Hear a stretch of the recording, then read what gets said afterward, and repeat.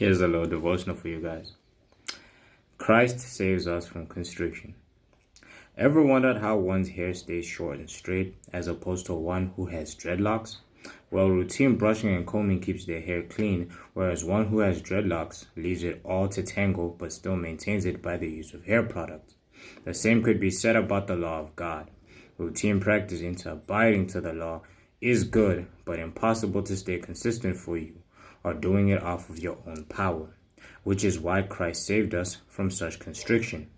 Yes, combing your hair is good as much as is following God's law, but continuously forcing yourself up to the task would be hurting you, and Christ saved us from that pain by usurping our pain, thus saving us from constriction of death and condemnation. Now, what exactly was I trying to get off with that devotional? Basically, in Romans, it speaks about how the law reveals our sin and how Jesus had taken away law's power. And law's power is the sin that we commit. But it's not saying that God's law is sinful. No. It's just in us trying to keep up with the law, we end up being sinful in turn.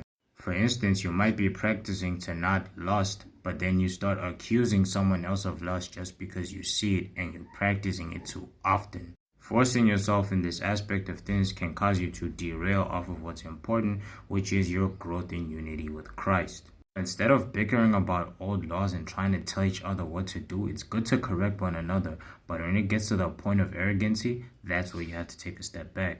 Instead, rejoice in Christ, for He is taking you out of the constriction that keeps you away from God's grace.